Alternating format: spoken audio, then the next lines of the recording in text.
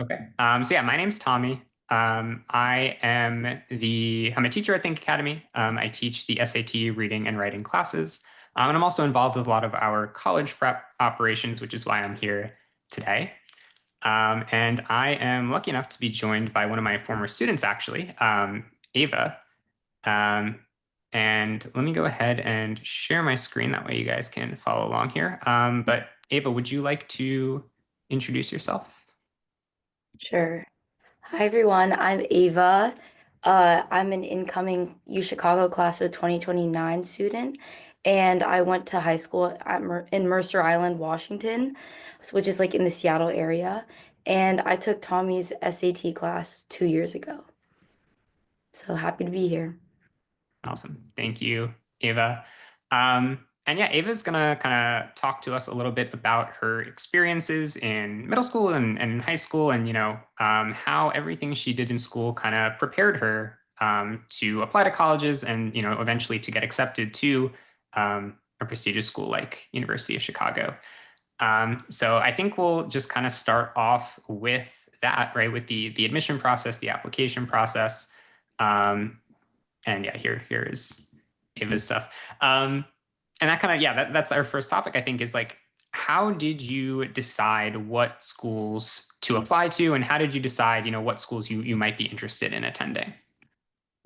I feel like a lot of my school list was around like if I wanted to go to a school in a more rural area versus one that's more urban, like in a city, because location really mattered to me.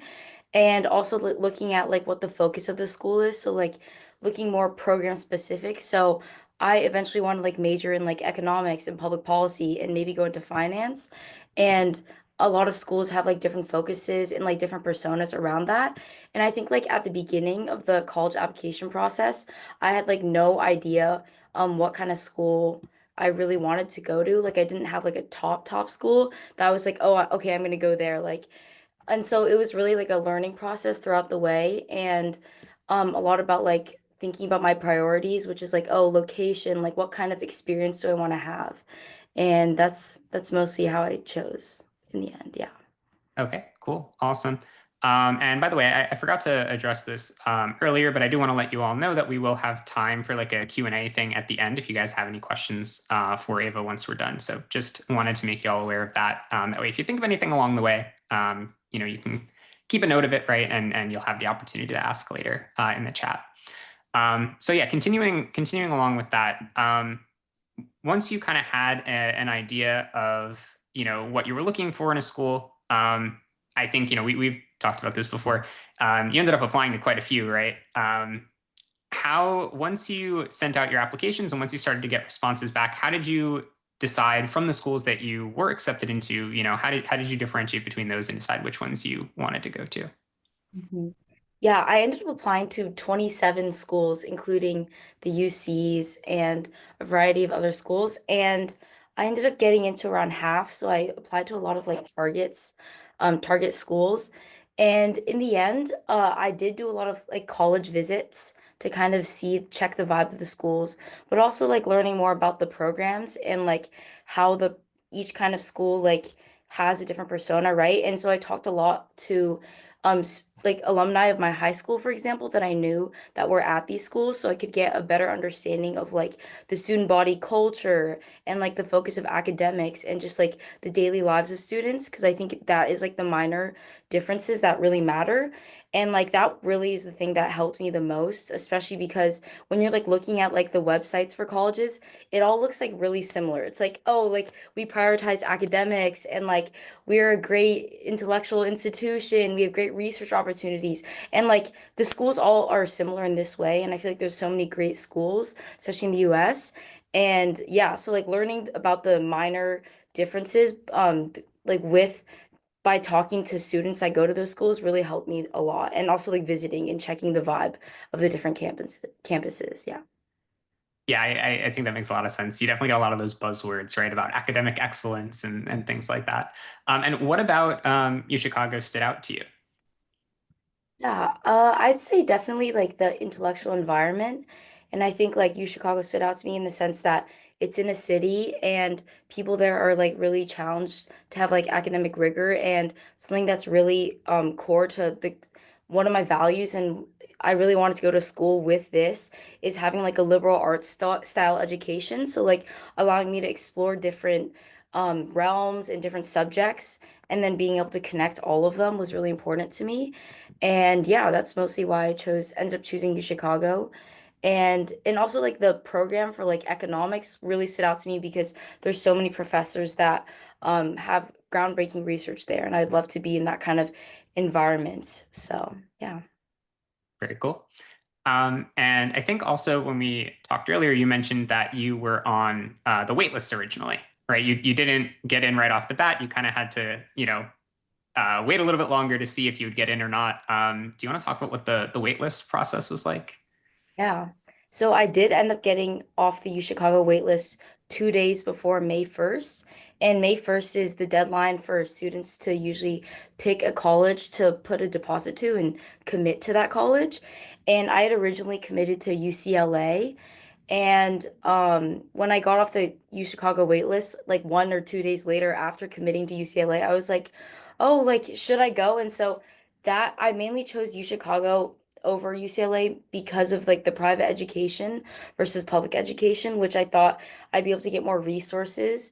And yeah, and like the program related to economics and like the whole focus around intellectual inquiry and like discussion really drew to me. And yeah, the wait list was definitely like a long process. Like I submitted a lot of letters of continued interest.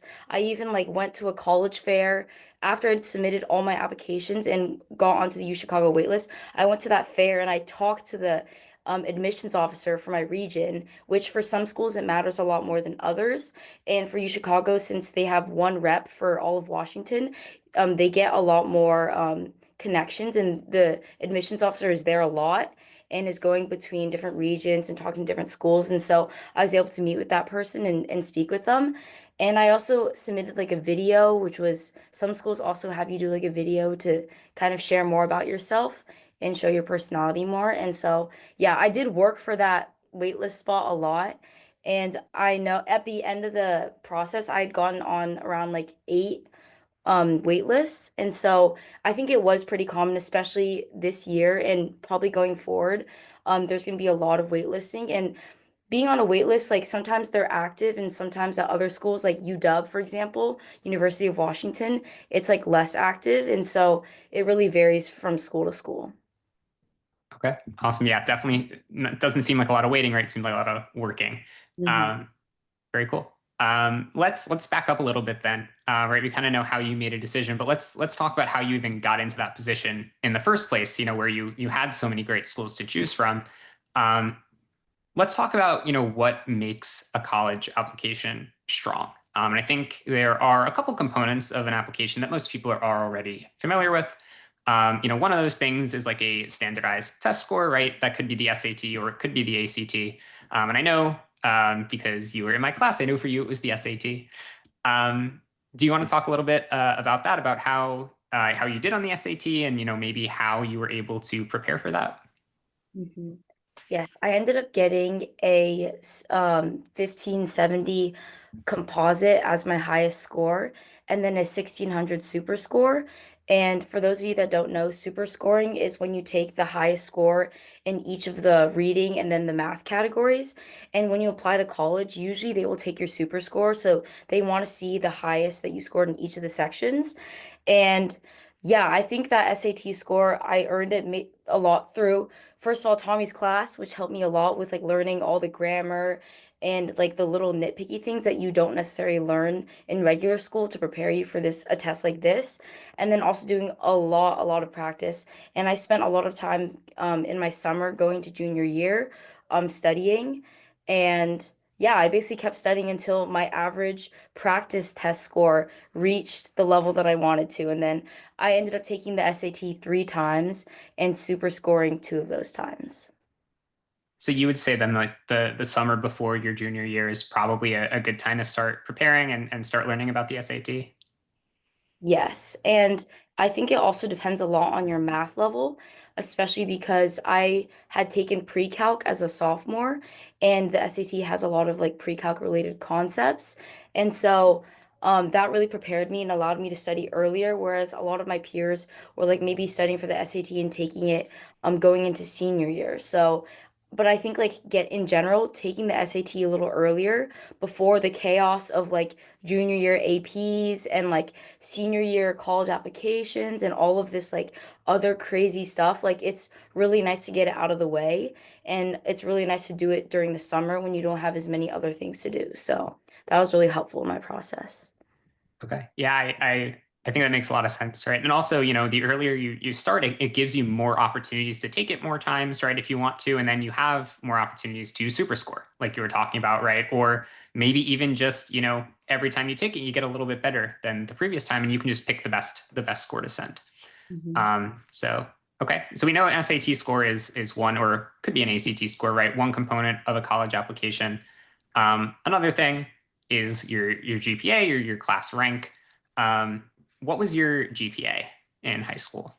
My GPA ended up being around 3.98, and that means unweighted. And so my school did unweighted GPA, which means that the highest GPA that you could get is a 4.0. And 4.0 usually means like only getting A's. So like our school, we didn't have A pluses, so you could the highest you get is 4.0. And versus like having a weighted GPA, if there's AP tests or AP classes, it's on a 5 point scale, so you can go above a 4.0. So a 4.8 is possible, for example, with a weighted GPA. And yeah, and I think like with GPA, there ended up being like 12 or 13 valedictorians at my school because many of the students had gotten 4.0s since it's a unweighted GPA. And our school also didn't class rank, which is an interesting thing. And I think a lot of schools are also shifting towards that. And I think like in general GPA, like I think like being having a really high GPA is really important, but also like having like exactly a 4.0 won't necessarily matter as much, especially if it's unweighted.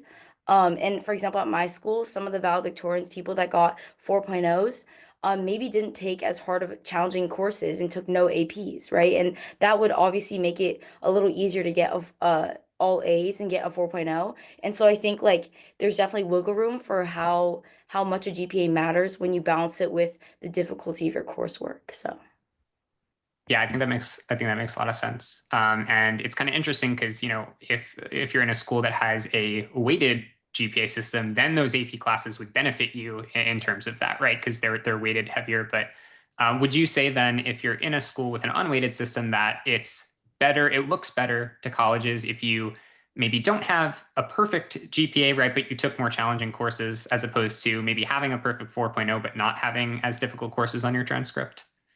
yeah, and I definitely say so. I think that is true, especially because a lot of schools, I think we're going to talk more about this later, but they want to see that you're challenging yourself and like not only are you achieving, right, but they also want to make sure that you're not just like going in your comfort zone and you're still applying yourself and like extending and wanting to learn. And I think like for example, a school like U Chicago, they definitely do look at, oh, like are you challenging yourself in this coursework?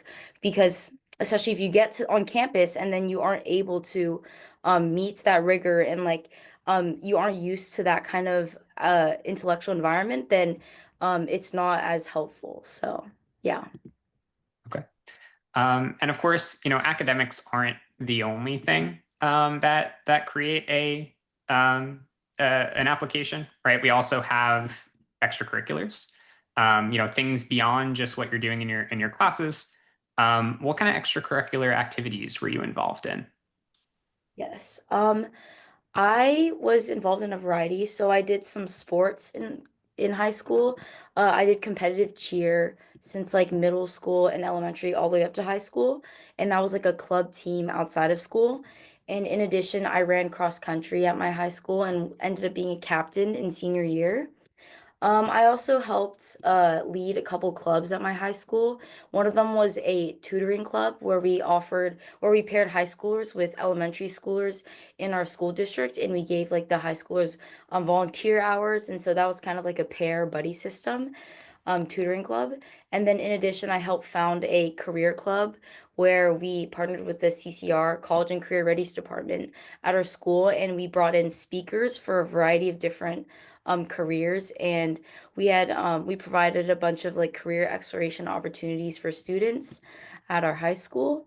And in addition, a really big thing that my application ended up centering around was being a student school board representative, which means I was a representative for my school district, and I went to the school board meetings twice a month, and was also part of a variety of other clubs and committees related to this. For example, the Superintendent Student Advisory Council and the Student Senate at my high school, so like student government almost.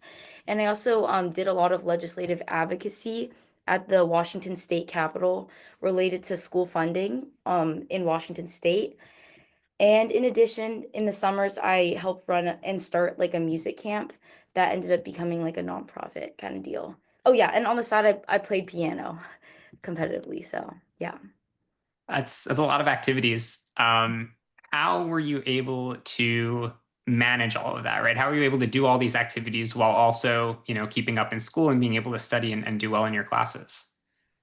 It definitely was a lot, and it required a lot of time management. And I definitely have to say, like, there was times where like I'd have to prioritize one extracurricular over the other. And I think it was all about like prioritization and making sure that like I was blocking out my time and managing well, which is a basic answer. Like, oh, like how did you manage this? Time management. Yeah, but I think like also being passionate about the things that I was doing was really important because that would keep me going. And like for example, these extracurriculars weren't necessarily viewed as like chores. They were things that I actually wanted to do. And I think that also allowed me to stay driven and stay on top of things.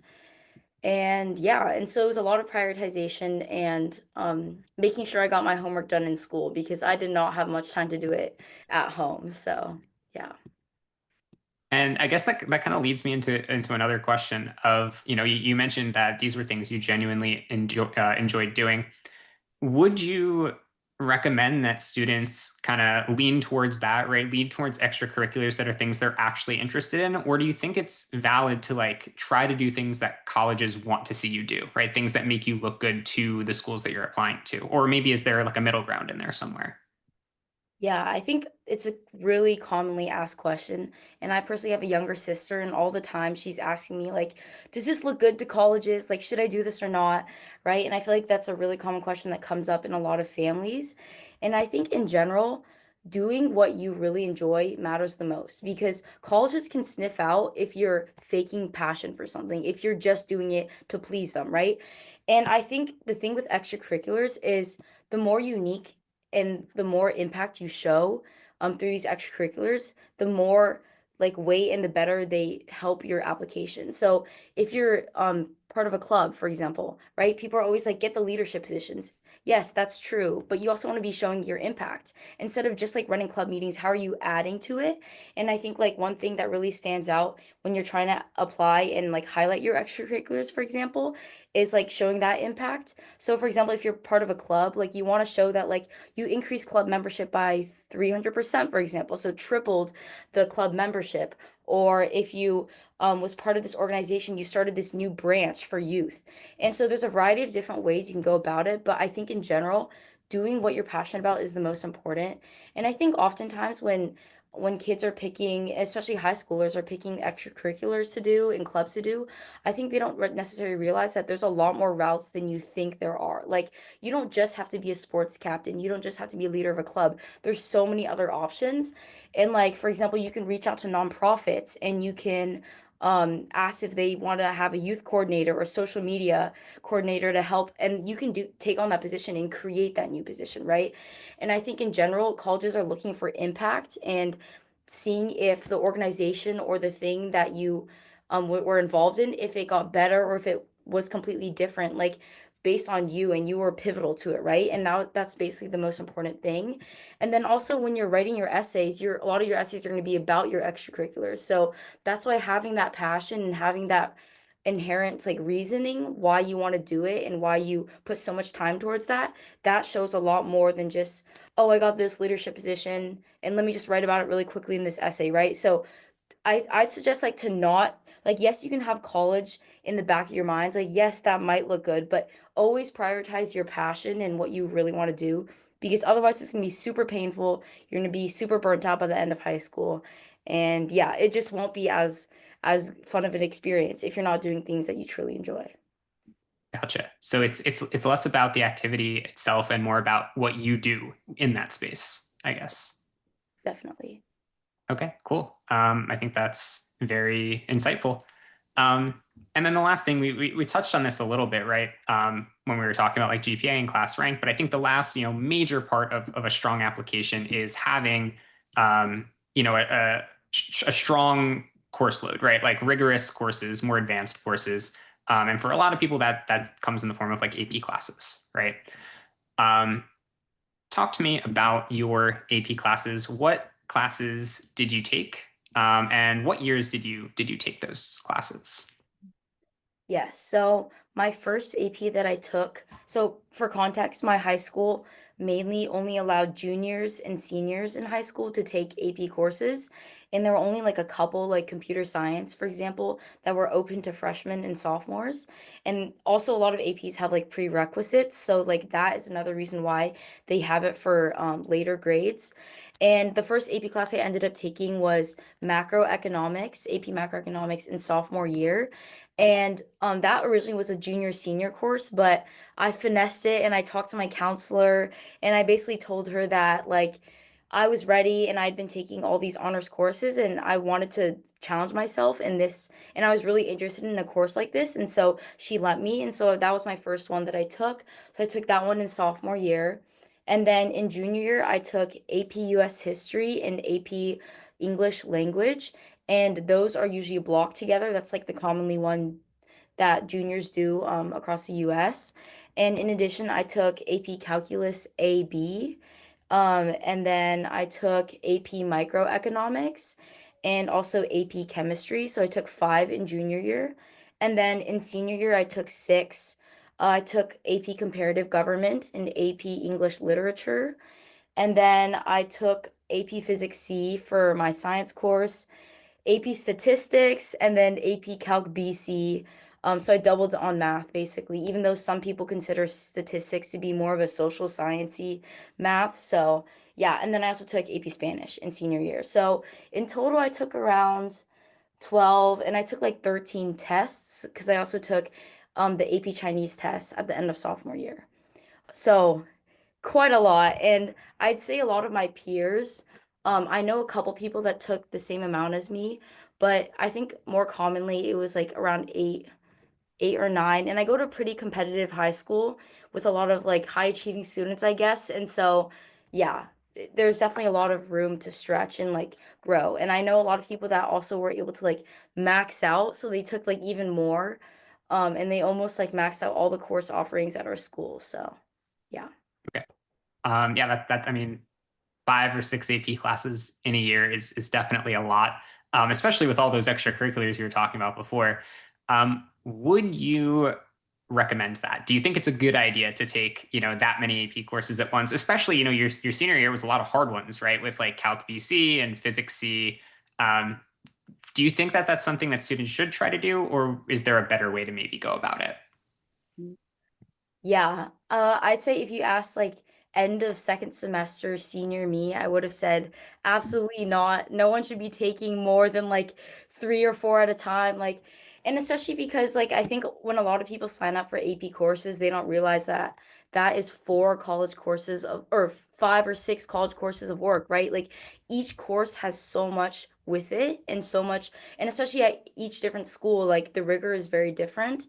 And looking back, like I did ignore a lot of warnings. Like my school guidance counselor was like, "Are you sure you want to be taking this many? Like this is not like, you want to protect your mental health." And I'd say like I wouldn't suggest it for people um that like if it's unnecessary to, right? And when I look back, like maybe I didn't need to take AP Physics C and AP Chemistry, which are notoriously hard APs, since they're like the hard STEMmy ones. And like, but at the same time, when I look back on my experience with taking so many AP courses, I am kind of glad that I did because like I'm someone that truly wanted to take those courses like AP Spanish. Like I could have done just normal Spanish 4, right? And I decided to do that because I wanted a more of a challenge, right? And I wanted more of that rigor, and I'm someone that like enjoys not being bored in class and having less busy work, for example, and doing more hands-on and more rigorous stuff. And I think in general, like that's what really drew me. And I think I'd suggest like those like students that want to take a lot of AP courses, it is possible, but you really have to set your mind to it and you have to be mindful with what you choose. And for example, in junior and senior year, I took an off period, which means our school allowed you to take a max of 7 courses a year, but I ended up taking 6 courses in junior year and 6 in senior year. And having that extra time, having like an extra hour or two in the school day to do my homework and catch up and study really helped a lot. And if I hadn't, let's say I took 7 courses, I don't think I should have taken that many AP courses, right? And so it's all a trade-off. And also taking that many AP classes requires not only the commitment from the student to be like, okay, like I really do want to challenge myself and I want to see how well I can do. It also requires being on top of things, right? That means like you can't just be yapping and like talking to your friends in class, right? You have to be on top of things and making sure that you're completing your homework, making sure you're keeping up with your study habits and building in time on the weekends to study. And I think I'd say definitely is possible. And yeah, and I think one more side note is I was able to take so many AP classes also partially because of math acceleration that I had gone through in middle school, and being double accelerated in math allowed me to do more of the AP courses and also doubling on science in sophomore year. So I took like biology or something in the summer, and so that allowed a lot more space in my schedule to take APs because I could get the prerequisites over with and I could get those basic things down. Um, and yeah, I guess like for those of you that want to challenge yourself for AP courses, go for it, but you have to make sure that you are checking in with yourself and being mindful with how you build your schedule around it. Because I think it is possible. Um, but yeah, it definitely requires some trade-offs. Okay. And we'll get more into that math acceleration and that middle school stuff in a little bit, because I think there's a lot to talk about there that people could learn a little bit from. But before we get there, I did also want to ask about your finessing in 10th grade with your economics AP economics course. Um, for students that go to schools that allow them to take AP classes in 9th grade or 10th grade, or maybe for students that go to schools that don't allow them, but maybe, they are thinking about trying to also convince their guidance counselor to make an exception. Do you think that's something that, 9th grade or 10th grade students should try to do? Do you think AP classes are, something that they can handle? Or do you think maybe they should get adjusted to high school first before trying to take that extra step? Yeah. I definitely say going into high school, choosing a lot of schools have like honors courses as well. And like if a student wants to take AP courses down the road, taking those honors courses and testing themselves to see how they do in those kinds of environments really helps show the readiness for AP courses. And in freshman year, I think I took the most honors courses I could, which was like 4 or 5 that were offered. Um, and I think like that really showed me that I wanted to keep doing more of that. And I'd say like it was very valuable taking an AP course as an underclassman because first of all, I learned the structure of like an AP course and how the expectations differed, right? Like my AP macroeconomics class, it's not just the same in every school, but that one specifically, it allowed me to, it was like the first time I was able to view learning in a different way. My teacher was really great and it was like definitely really college level oriented and it felt like a college level course. We were doing a lot of seminars, we were reading academic journals sometimes, and we were going through dense textbooks. And I'd say like that really prepared me a lot for future learning. And learning how the AP test specifically worked and how I should study for that in terms of scheduling. Like, oh, do I start in April since the tests are in May, right? Like learning about that and getting used to the way College Board structures all their tests and review materials was really beneficial as well. And I'd say like overall it helped a lot. Like learning, having that experience in sophomore year and like kind of testing my interests. And like if I hadn't taken that macroeconomics course, I maybe would not have been as interested in economics now. Like maybe I would not be majoring in that. And yeah, I think another thing about college classes is not only does it serve as a way to challenge yourself in terms of rigor, but it also gives you experience like with kind of more real world and applicable subjects. And that's why a lot of AP courses also like apply at our school, for example, to like CCR, so college and career readiness requirements, because you get a lot more in-depth learning and a lot more hands-on and applicability into the real world. And I think that is really interesting to learn more about like the niche, different subjects that you could tackle. So, yeah. Okay. All right. So moving on from AP classes, and I guess moving back a little bit to something that you alluded to before, um, you talked about how you were kind of double accelerated in middle school in math, right? And that kind of gave you the opportunity to take some AP classes that maybe other students wouldn't have been as prepared for, right? I think specifically, AP Calc AB and BC in 11th and 12th grade.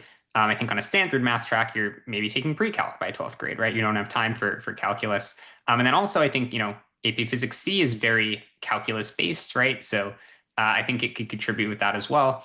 Talk to me a little bit more about that. How did that come about? Like, how did you get to the position where you were able to kind of skip ahead in math and beyond the AP courses that you were able to take? Is there anything else that you were able to benefit from in because of that?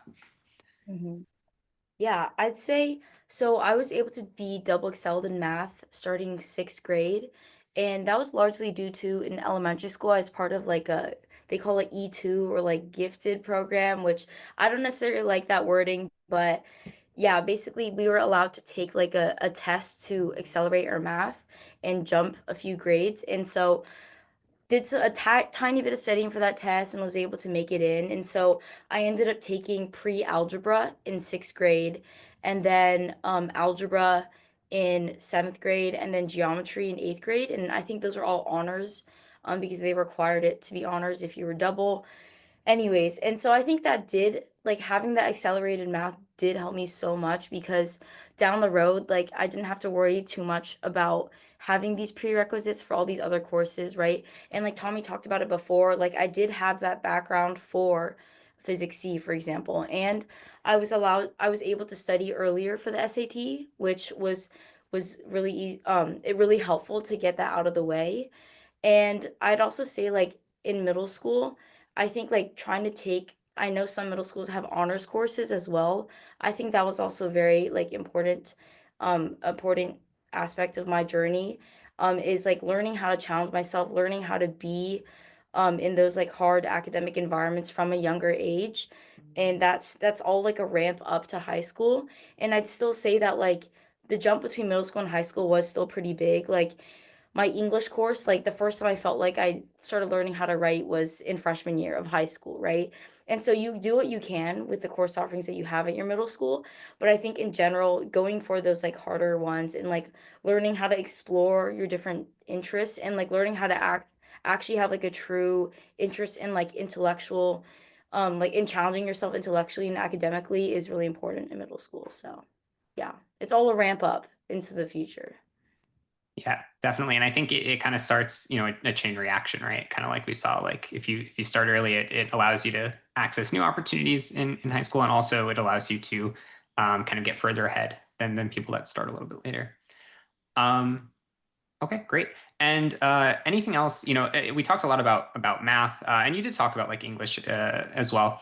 Are there any other I guess, connections between what you did in middle school and the types of classes that you were taking in high school in other subjects, or not as much?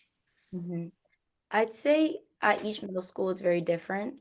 In my middle school, they did have like courses such as media tech and like podcasting that would like you can take those courses, see if you're interested, and then you can join in high school. And that's like one thing I kind of looking back wish I did more is like trying out more of those like fun courses basically and like having a more willingness to explore. Because I'd say like even as a middle schooler, I felt stressed at times. I was like, oh no, I'm already taking high school level math. Like I have to keep my like grades good because like the GPA went into the high school GPA. And I was like really worried about like making sure that I took the hardest classes I could. So I'm saying yes, like take the hard classes, but also like give yourself room to explore. Because I'd say like middle school is your time to try out different things. And like a lot of high schools have like programs, for example, radio stations or TV stations, right? Or other journalism or niche like accounting and finance courses, right? And or like even anatomy, right? And I think like taking those courses or like learning more about those in middle school through like extracurriculars does help for like if you want to know more about what you want to do in high school. And I'd say like even high school is still an exploration opportunity. I think people who like close themselves off too early and are like, you know what? I said I wanted to be a lawyer when I was 5 years old, so I better be a lawyer. And like they take only courses related to that is not very helpful, right? And so I think in middle school, really having that chance to explore and try out new things and experiment is so, so important. Especially like as you get into high school, like things ramp up and you're expected to specialize more, which I don't believe in. You can still take whatever courses you want in high school. But I'd say like there's definitely a bigger pressure to specialize as you get older and you go through the K-12 system. So I'd say like middle school classes are like a trial run for high school, right? And they're a trial run for life, right? There's seeing how like willing you are to experiment with different things and challenge yourself. So, Okay, great. Yeah, I think that's very very wise advice. I think that makes a lot of sense. Okay, so I guess the last sort of question that I have for you, Ava, that I think we should talk about is, beyond maybe classes and like specific particular things. What advice in general would you have for current middle school students or current high school students that are maybe, just starting to think about college or just starting to think about like what the future might look like? What sorts of things should they be either doing now or thinking about now that's going to set them up for success in the future? mhm. I definitely say do what you want and making sure that you have that like intrinsic motivation. And I'd say like this even applies to like parents, right? I'd say like for parents for of students at this age, like make sure that you're like giving your child like the space to explore. And like that's one thing that really my parents helped me a lot that I'm really thankful for them for. Which is like giving me the space to try out different things and encouraging me to think outside of the box. And I think like middle school and high school students, I think you guys should like cut yourself some slack sometimes, right? And like realizing that at the end of the day, it really is not that serious. If you get one A minus, a couple B's, like it's not going to be an end all be all. And the thing that about college applications is that it's so holistic. Like the like having gone through it, I've realized like wow, all the things that I've worried about my entire career, high school and like middle school career really had no significance, right? And the thing that matters the most is that you're doing the things that you enjoy, you're taking the courses that you actually want to take. And like for example, if you're signing up for AP courses, right? Making sure that you aren't taking AP Physics C, for example, just to take AP Physics C, right? Just because my friend did, just because my parents are telling me to, right? If you're more interested in a course like AP Microeconomics or Macro, take that one instead, right? And I think like students oftentimes feel so pressured to do please schools and like, oh, this person that got into this school did this, so I should copy them. That I feel like that is so false. And I think like focusing on individuality and being unique is the most important and like building your own like passion projects, for example, and thinking outside of the box, like start this business, right? And like let's say like you want to do fashion. Oh, like colleges don't like fat. Like you might be thinking like if I did something related to fashion, like they won't think that that as is as good as like winning a biology competition, for example, or like a math competition. Well, I think that's completely false, right? And I think like for example, if a student wanted to start like a fashion business or like some kind of nonprofit or like organization related to that or connecting it to some kind of community service. I think that is massively beneficial and massively useful. And like colleges would much rather see people doing the things that they actually enjoy and like being a unique person than seeing a random bot that's also like playing piano. Like shade, no shade to all the piano players out there, but like playing piano because their parents told them to, right? And so I'd say like in general, give yourself grace, keep exploring, and like don't stress too much and just do what you actually want to do. And parents, like making sure that you like encourage your kids to think outside of the box and don't just like like, oh, like take this computer science course because you have to, like, no, like helping support them to think outside of the box and do more unique extracurriculars and unique pathways, because at the end of the day also like college is only one step of the way, right? And you're building yourself as a person. And like I think people that I've looked around, like if they have college as an end goal and they're doing everything for college, they lose a sense of purpose once they go there, right? And I also think like viewing college applications and the whole process as like a way for you to match to a school, right? It's not just the school picking you. It's not just about the goal of like getting to the best school possible. It's about that fit, and it's about like being able to thrive in that environment that you end up going to and like having the resources for your future life. So, yeah, stick to your passions and don't force yourself to do anything. Okay, awesome. Thank you. Thank you for that, and thank you for all your advice and the way you've talked about your experiences. I appreciate that. And now I think we can open up for questions here. So if anyone does have any questions for Ava, feel free to type in the chat. I know you guys are muted, so you won't be able to talk. But if you want to type out some questions in the chat, Ava and I can pull some questions out. And we can talk about them, or I guess Ava will talk about them. I'll try to keep my talking to the minimum. You guys aren't here for me. But yeah, if anyone has any questions, let us know.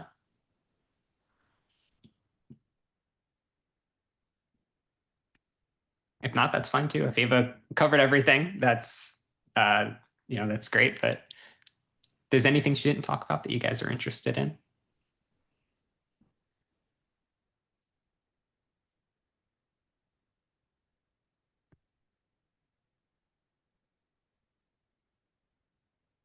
Okay, seems like nothing so far. Ava, is there anything else you want to say, or you kind of said everything?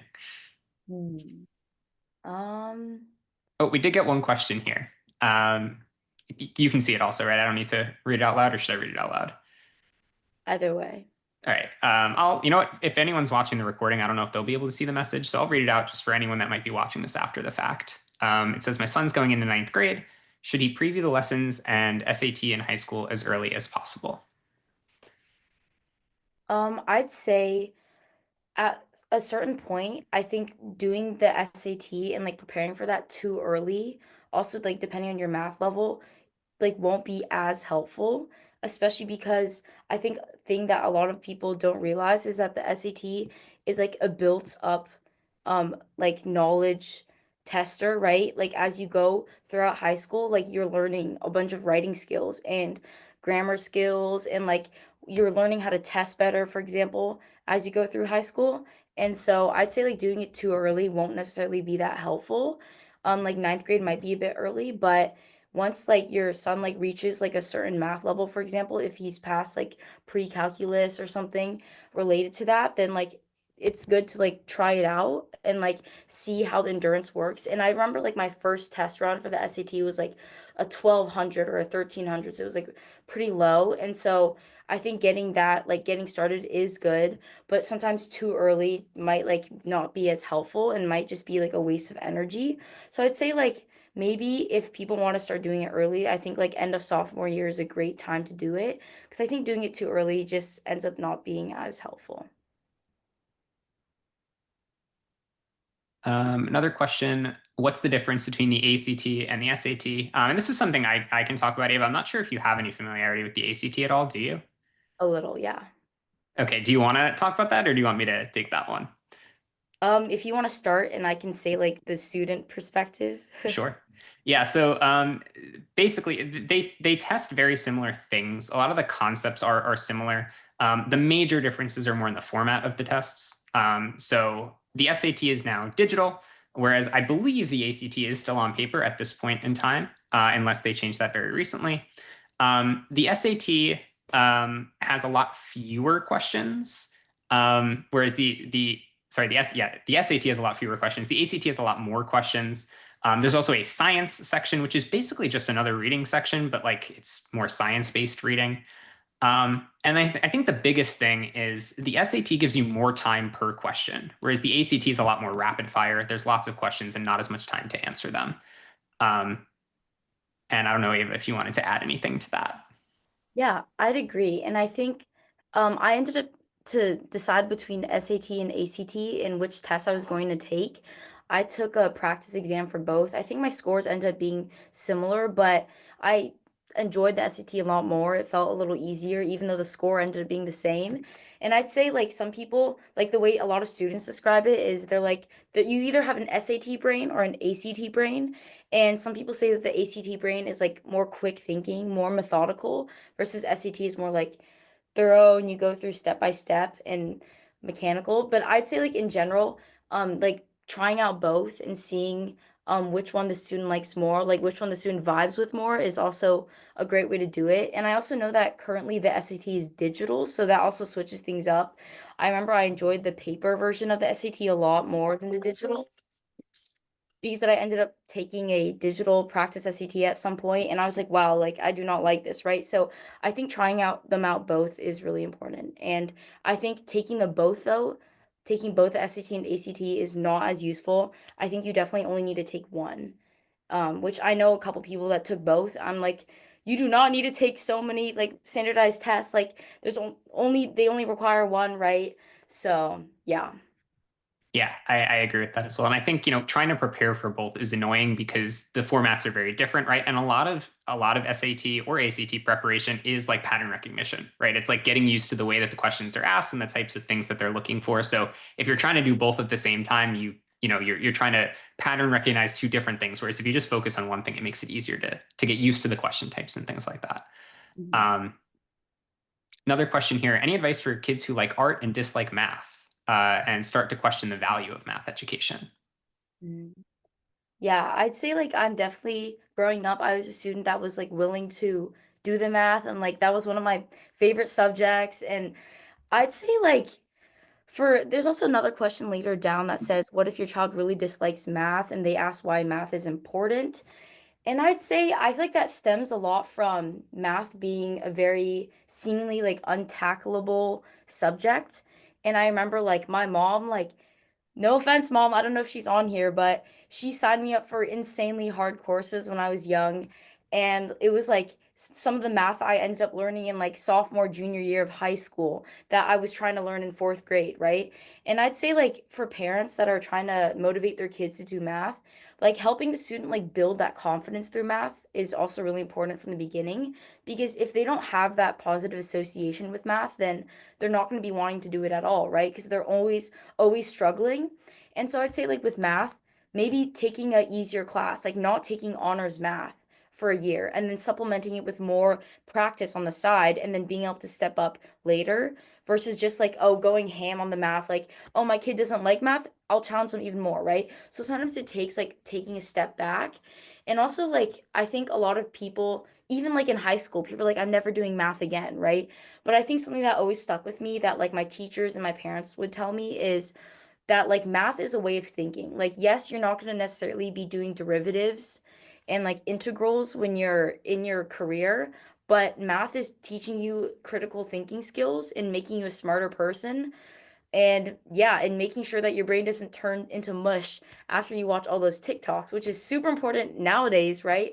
And so I think like emphasizing that and making sure that you're supporting your kid with plenty of support in terms of math and instead of just like pushing it upon them, giving them the resources to try things, right? And incentivizing it with like prizes or things like that, right? And I'm a math tutor as well, and so like when I'm tutoring the elementary schoolers that don't want to be doing math and that are like eating their homework instead of doing the problems, I'm like, okay, think about it. You're getting smarter. Like this is the critical thinking that you're going to be using in the future. Like this is setting yourself up for the future. So I think just emphasizing that when you're talking to your kids is really important. Okay. There's another question here. What grade did you begin to have a counselor, and did your counselor help a lot? And with what did they help? Mhm. I'd say, so my family did end up hiring a private counselor outside of our school counselor. And I'd say that it was marginal help. And I'd say like it differs for each counselor. My counselor ended up being not as like rigorous or like didn't have the same kind of approach to college applications as my family did. Like I did apply to a lot more safeties and target schools than I wish I did. And I wish I applied to a lot more reaches, for example. And I think in general, counselor, if families are deciding if they want to hire a private one, I think it's helpful for families that have no idea about the process, right? Because she was answering a bunch of questions that my family had and was helping keep us accountable, and also eliminating the need for me to go talk and like track down my high school counselor, which I go to a public school, right? And so it's really hard when the counselor's stretched between like hundreds of students, right? And so that eliminated that need. But I think in general, I needed the most help with essays and like formatting my application. And so I'd say my counselor didn't help that much with that. And I think it's important to have a counselor with like good feedback. But I think at the same time, it's not necessarily that critical because I think something I also learned at the end of my process is the high school counselors are actually like they're very good. Like I hadn't used and talked that much to my high school counselors throughout high school, but like once I like started going to their office and talking to them more, like they gave me a lot of tips. Like for the U Chicago waitlist, I would not have gone to that college fair if I hadn't been in contact with my high school counselor because she knew a lot more area specific details. So I'd say it's helpful for families that want a little bit of guidance and accountability, and it depends a lot on the counselor that you get. And that in general, essay help is a lot more important in my opinion. And that like I know a lot of people that just had essay counselors that had no outside counsel. They just did the essay counselors and they helped them like look at their resume and like brainstorm for the essays, and that was enough help. So yeah. Okay. I think we have three more questions here. We have, I think, like 8 or 9 minutes. So we'll try to get these in quickly if we can. And then we'll probably be out of time after we get through these ones. Someone asked if you can reiterate the part about like AP course selection and like how many you took and when you took them. Mhm. I took one AP course in sophomore year as long alongside another test. So I took two AP tests in sophomore year, and then I took five APs in junior year, and then six APs in senior year. So I took a total of like 12-ish, which is definitely the higher side. And some schools also do more or less. And I think it depends a lot on like the school's offerings. And I think in general, people should not be that worried about like, oh, how many APs should I take? I think it's all about like making sure the student challenges themselves because there's still options for honors courses, for example, right?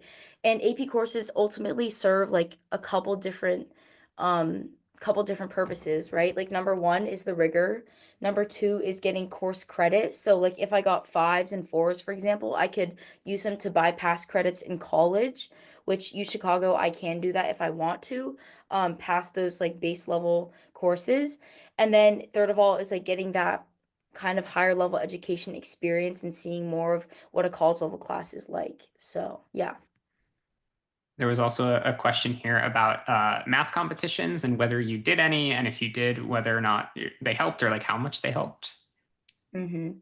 Um, I ended up not taking those at all. And I think my opinions around math competitions, I think if you talk about like helping in terms of school math, it's not very related because it's a lot more probability and competition math based. It's slightly different from like the AP calculus that you'll be learning in school.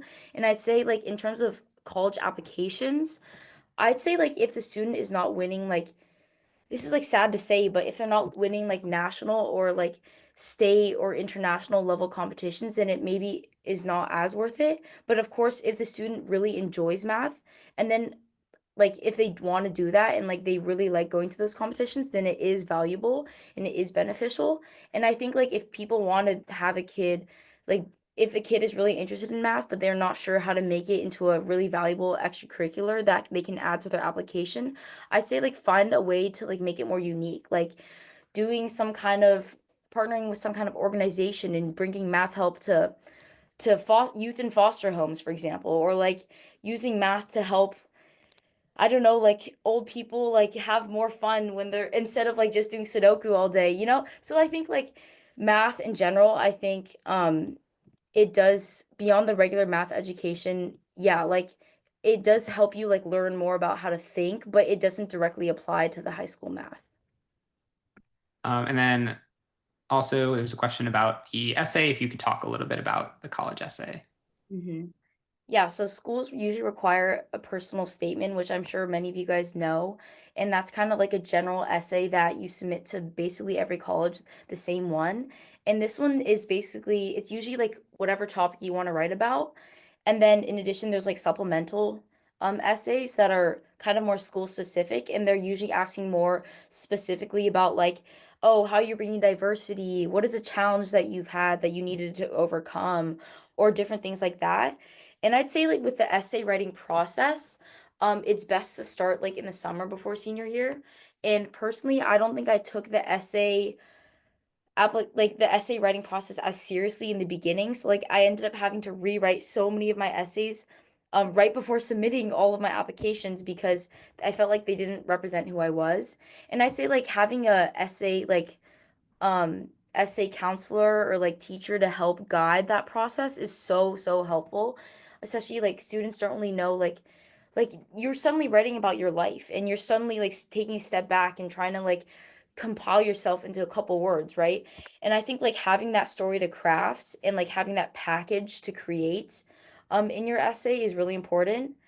And like being unique with that story is also really important. And yeah, I think like essay in general in the college application process, I think I spent one of the most times in that because like my extracurriculars had already been done, right? And I was just doing my resume. And so like the writing did take a lot. But that's a student's chance to show their personality and what they like truly believe in outside of like all the extracurriculars. So I think it was a very important aspect of the application process. Okay, there was one more question. Well, if we can get to this one really quickly, would it be useful to hire a private counselor for kids in middle school? In middle school, I think most of the people I know ended up getting a counselor in freshman year of high school at the earliest, or maybe late eighth grade. I'd say like there's not really a need in middle school unless if the student wants guidance on like what kind of extracurriculars to do. Um, but I think in general, it like sometimes it creates too much pressure for the student. It's good to be thinking about these things like ahead of time, but I think as a parent, if you want to get make sure your kid gets ahead and making sure that they're doing all these things, I think like just making sure that they're involved and motivated in their own things, that is the most important. And like making sure that you help foster that intrinsic motivation in them is so important. Because I think some and like what is better than having to hire a counselor is having a kid that can do it themselves. And like I know I can speak from personal experience. The person that I know that is going to go to Harvard didn't end up having a counselor. They just had that inherent drive and they I think they found like some kind of essay counselor, but I think like it isn't necessary in middle school and I think in high school like choosing the courses and like learning how to structure the time, it probably is more beneficial. Okay. All right. So I think we are just about out of time here, unfortunately. The question here, I don't think we'll have time to talk about. Also, the 100 people would beat the gorilla, but anyway. Um, Real quick before we go, last thing. If you guys do want to stay in contact with us, if you have any questions about anything, I have some contact information for you here. So this is my email address. And then the two QR codes here for WeChat and WhatsApp are for my coworker, Dennis. If you guys are interested in college prep, if you have questions about college prep, or if you have any questions about any of the classes that Think Academy offers, because we do have our SAT prep class, and then we also have classes for math acceleration, right? If you're interested in that sort of thing that Ava was talking about getting ahead, skipping grade levels in math, we have classes for that as well. Any questions about anything, feel free to contact us.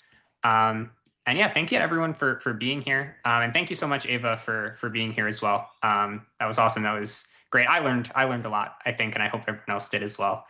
Um, and I think that about does it. So again, thank you, everyone. Thank you, Ava. I hope everyone has a great night. And goodbye.